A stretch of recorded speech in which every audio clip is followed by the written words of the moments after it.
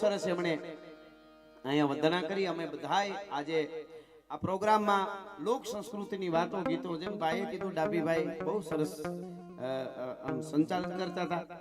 અને એમ આપણો આ પ્રોગ્રામ છે ને ખાલી તમે કોઈ અહીં પૈસા આપો ઉડાડો ઘોળ કરો તો જ તમારો પ્રોગ્રામમાં ફાળો છે એવું નથી.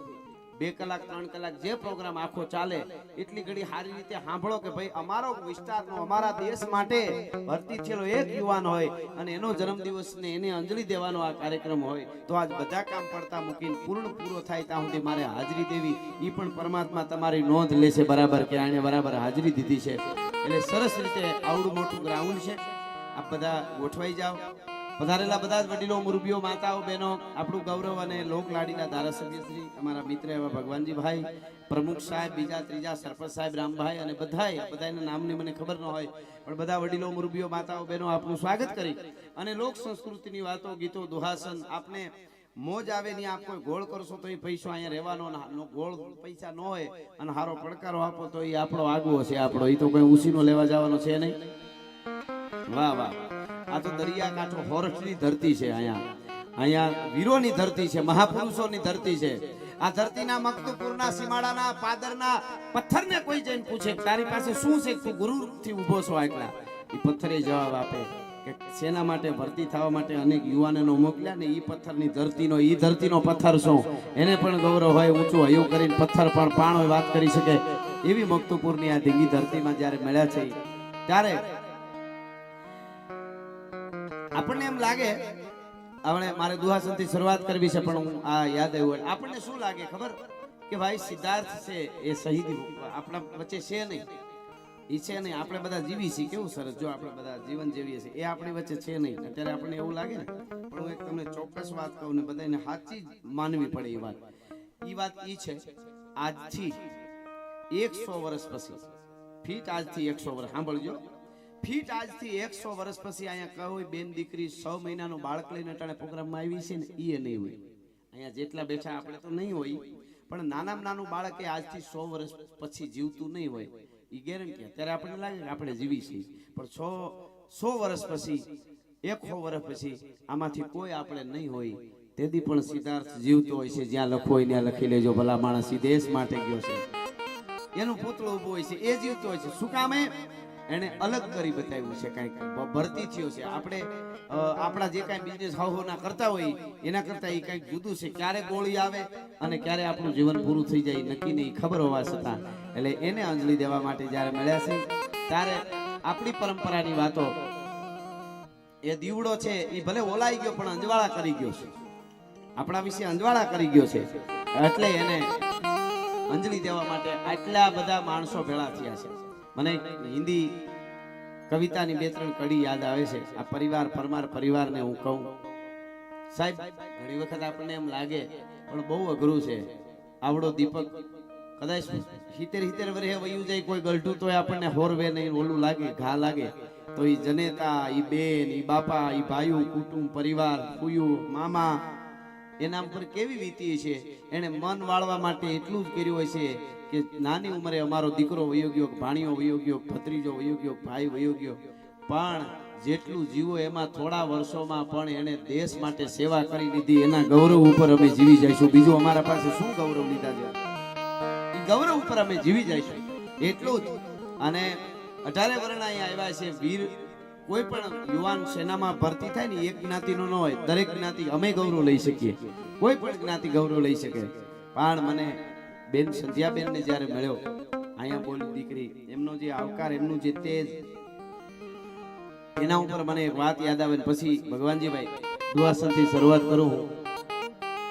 1830માં એક કોળી સમાજને ત્યાં એક દીકરી જન્મી ઝાંસી પાસે યુપીમાં આગળ અને 1830માં જન્મી અને એવી જ ક્રાંતિકારી દીકરી. મને એમ લાગે નામ એનું ઝલકારીબાઈ. મને એમ લાગે મેં ઝલકારીબાઈ ને જોઈ નથી.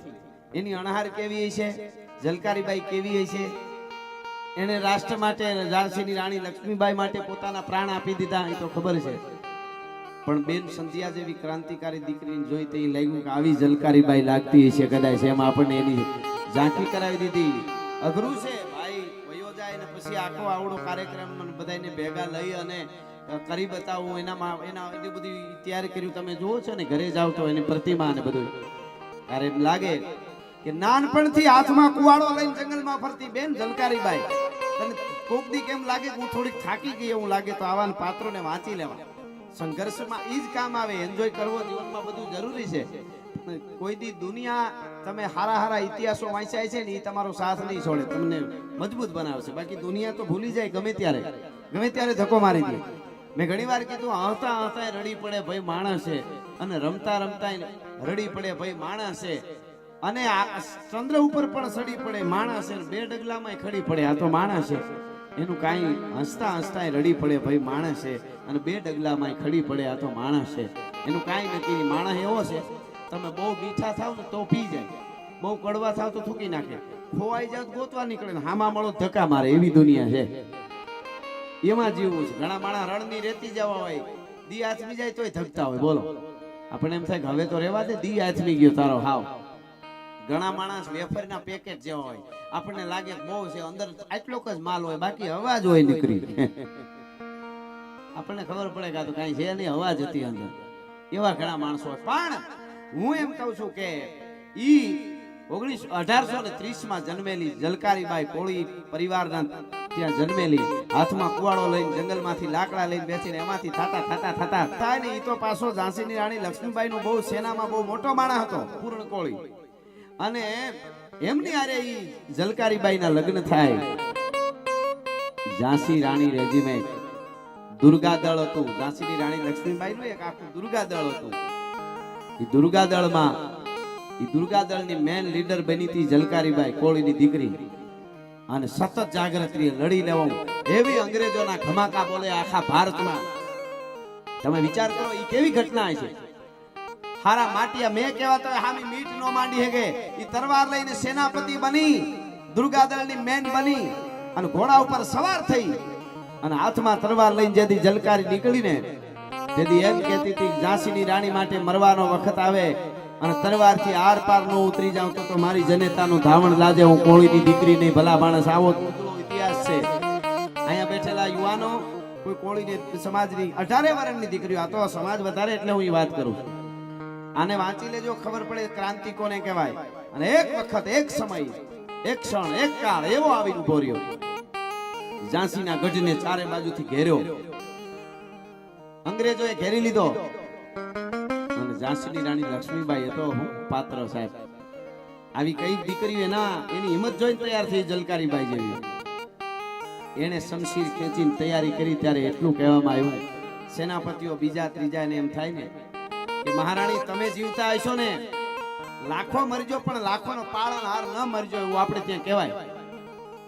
તમારી જીવન બહુ જરૂરી છે. અંગ્રેજો તરત ફાવી જશે.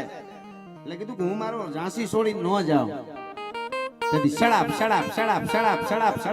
ડગલા માંડી પાસે આવી ઉભી ઝાંસીની રાણી લક્ષ્મીબાઈ ની પાસે કોળીની દીકરી ઝલકારીબાઈ. અને એને એમ કીધું કે રાણી સાહેબા તમે નીકળી જાઓ, હું ઝાંસીની રાણી બનીશ. બેની અણહારે એક હતી. અંગ્રેજોને મારા ખોળિયામાંથી પ્રાણ વયા જાય અને તમે નીકળી જાઓ. તમારે જે સ્થળે પહોંચવું ત્યાં પહોંચી જાઓ. ત્યાં સુધી અંગ્રેજોને જો ઓળખાણ પડવા દઉં તો હું ઝલકારીબાઈ નહીં, હું તમને વચન આપું છું. કે શું વાત કરે છે કે હા તમે નીકળી જાઓ, સોગંદ દીધા. અને પરિવારને લઈ પાછલા દરવાજેથી જ્યાં કે બહુ લક્ષ્મીબાઈ એટલે તો કઈ જેવી તેવી વાત છે કઈ. ઈ એનું ઝાંસી છોડે, પણ ઈ પ્રાણ જેટલી પ્યારી ઝલકારીબાઈ એને ધરારે એને કીધું કે તમે છોડી દો. ને છોડ્યો. પછી શમશીર લઈને ઉતરી યુદ્ધમાં. ગાઢા હુકળે હઠીલા જોધ પહેરાડી ની શાન ગાજે ડાક કંકી જોધ ગંગા દીઠ ગાલે ચકુકી ઘડા પે ચકુ ઉપાળ ચકોર. ગાઢા હુકળે હઠીલા જોધ પહેરાડી ની શાન ગાજે ડાક કંકી જોધ ઉપાળ ચકોર લેડા લેડા ઘોડા ઉપાળ મહી પાટ પિતા કે હમારા હે કાક મળે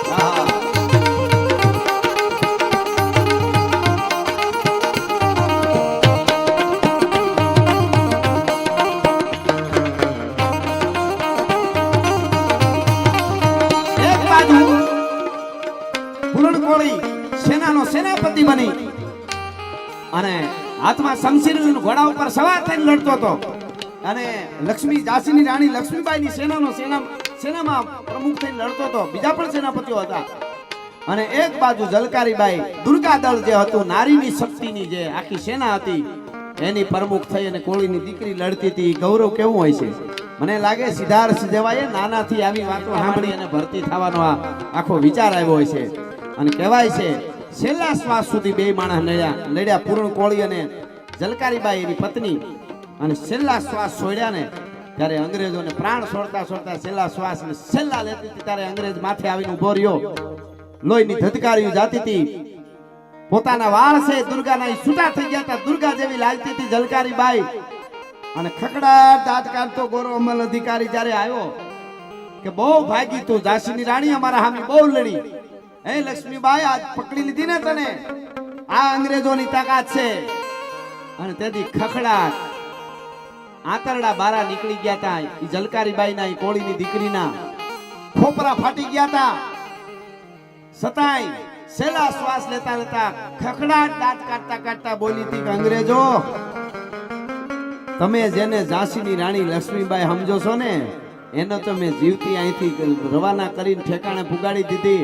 હું તો કોળીની દીકરી ઝલકારીબાઈ છું. તમારા બાપની ત્રેવડ નથી. હું જીવતી હોતા સુધી ઝાંસીની રાણીનું લક્ષ્મીબાઈનું રૂવાડું ઠાંડું કરી શકો. લક્ષ્મીબાઈ માટે થઈને પ્રાણ આપી દીધા.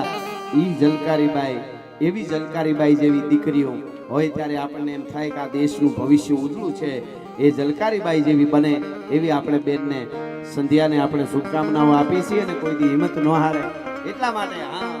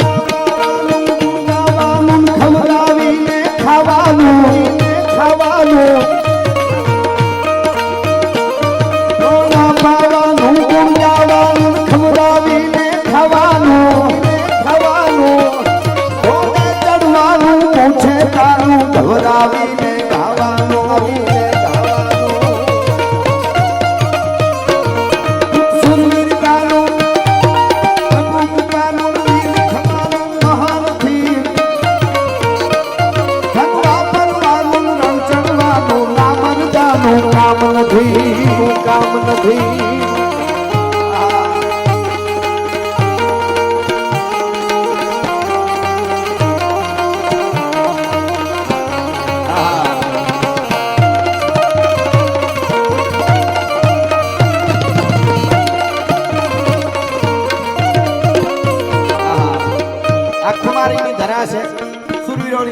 દાતારોની ધરા છે. આ કામ મક્તોપુરમાંથી કેટલા વીરો સેનામાં છે એ બધાને પણ હું અહીંથી પ્રણામ અને સલામ કરું છું. અને કાયમ મારા પ્રોગ્રામમાં કહું છું કે અમારા પ્રોગ્રામો અમારી વાતો એ જ સાંભળી શકે જેની ઉજળી પરંપરા હોય, જેના ઉજળા સંસ્કાર હોય અને લોહીના ગુણ હોય. બાકી લોહીનો ન હોય, કોઈનો ન હોય, એની પાસે કોઈ દી બેહવું નહીં, એની હારે મિત્રતા ન કરવી. ભલા માણસ મર્દ શીશ પર નવે, મર્દ બોલી પહેચાને, મર્દ ખિલાવે ખાય, મર્દ જીતા નહીં માને, મર્દ લઈ અરુદે. મર્દની મયતમાં જવાય, બાયલાની જાનમાં ન જવાય. ભલા માણસ શું કરવું ન્યા જઈને વેવલાવ પાસે. હા, આ તો મર્દોની વાતો છે. એટલા માટે દુષ્કાળ ડરાવે ફાળ પડાવે મેઘન ગાવે મુરજાવે ને વખતે ગાવે કવિ ગુણ ગાવે ઘોર જાવે બિરજાવે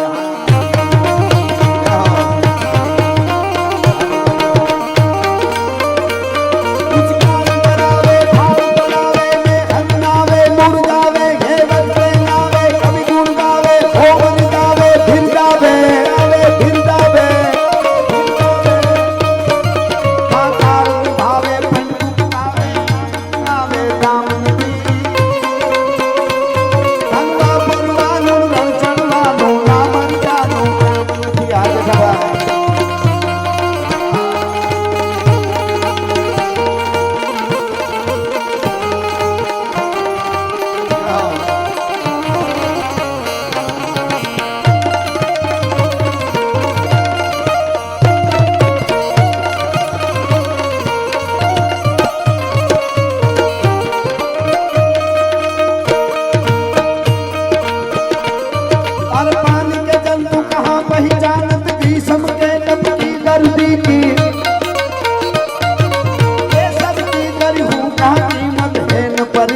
हारदी की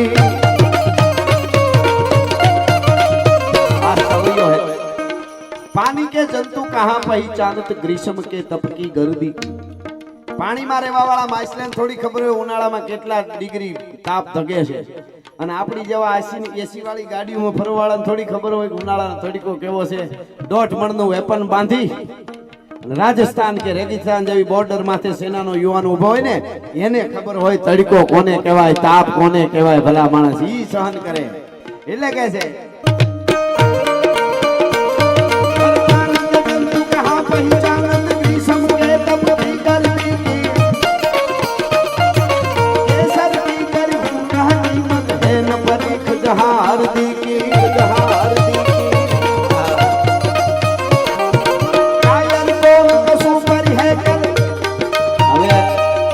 બગડાટો બોલે તૈડ માંથી જોવે આ બાજુ નથી આવતા ને ન કરું હતાઈ જાવ મને મારી નાખશે એને થોડી ખબર હોય સુરવીરતા કોને કહેવાય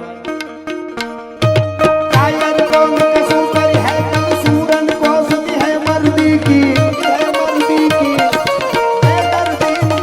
कहे कसु बानत है दर्दी दर्दी दर्दी दर्दी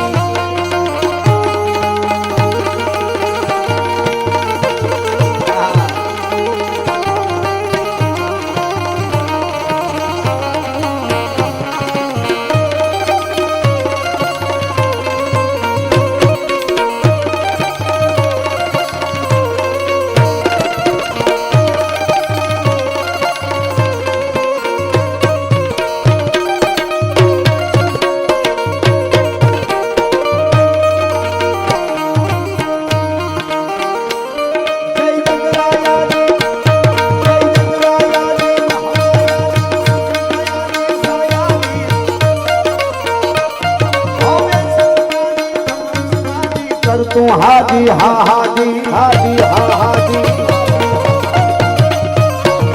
प्रीति नित तारी नहीं तेरा जिनवा माता जी बाबा जी दादी दादी हो फरमाती बजाऊ बाजी बाजी